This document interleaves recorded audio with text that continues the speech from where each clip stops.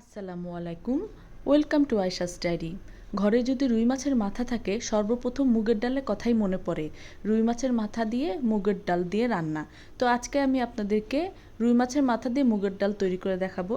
তো প্রথমে একটি প্যানে আমি মুগের ডাল কিছুক্ষণ টেলে নিব। মুগ ডালটা ভাজা হয়ে গেলে এরপর আমি পানি দিয়ে দিব।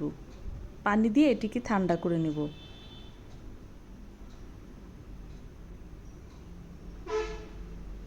ঠান্ডা হয়ে গেলে এই ডালকে আমি ধুয়ে এরপর আমি প্রেসার কুকারে সিদ্ধ করে ফেলব। প্রেসার কুকারে ডাল সিদ্ধ করার পর এরপর আমি প্যানে পরিমাণ মতো তেল দিয়ে দিলাম। দিয়ে দিচ্ছি পেঁয়াজ কুচি এবং সেই সাথে গরম মশলা এবং একসাথে তেলে কিছুক্ষণ ভেজে নিব। ভাজা হয়ে গেলে সামান্য পানি দিয়ে দিব। এরপর একে একে সব মশলা দিয়ে দিব। দিয়ে দিচ্ছি একে একে আদা বাটা, রসুন বাটা, হলুদের গুঁড়া, মরিচের গুঁড়া, ধনিয়ার গুঁড়া,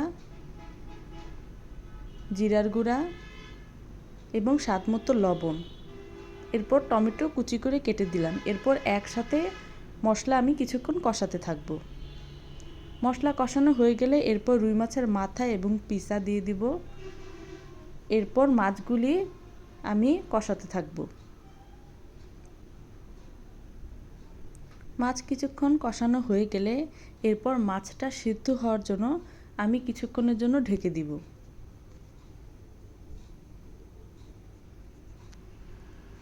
10 থেকে 15 মিনিট পর আবার ঢাকনা খুলে দিব। মাছটা হালকা সিদ্ধ হয়েছে, আরও সিদ্ধ হবে। আরও কষানোর জন্য আমি মাছটাকে একটু ভেঙে দিলাম।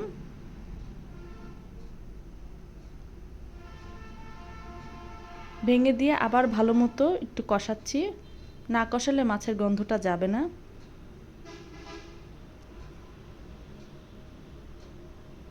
এরপর মাছটা ভালো মতো রান্না হওয়ার জন্য আবার ঢেকে দিচ্ছি।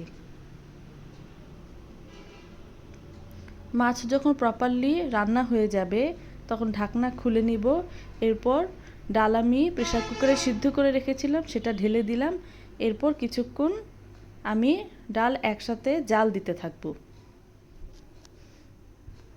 সামান্য লবণের প্রয়োজন হলে স্বাদমতো লবণ দিয়ে দিব। এরপর দিয়ে দিচ্ছি কাঁচামরিচ ফালি করে কেটে দিয়েছিলাম এবং সেই সাথে ধনিয়া পাতা। এরপর একসাথে জাল দিতে থাকব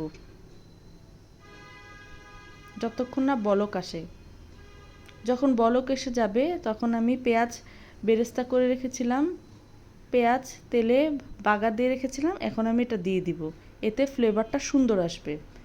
ব্যাস, তৈরি হয়ে গেল আমার রুই মাছের মাথা দিয়ে মুগ ডাল।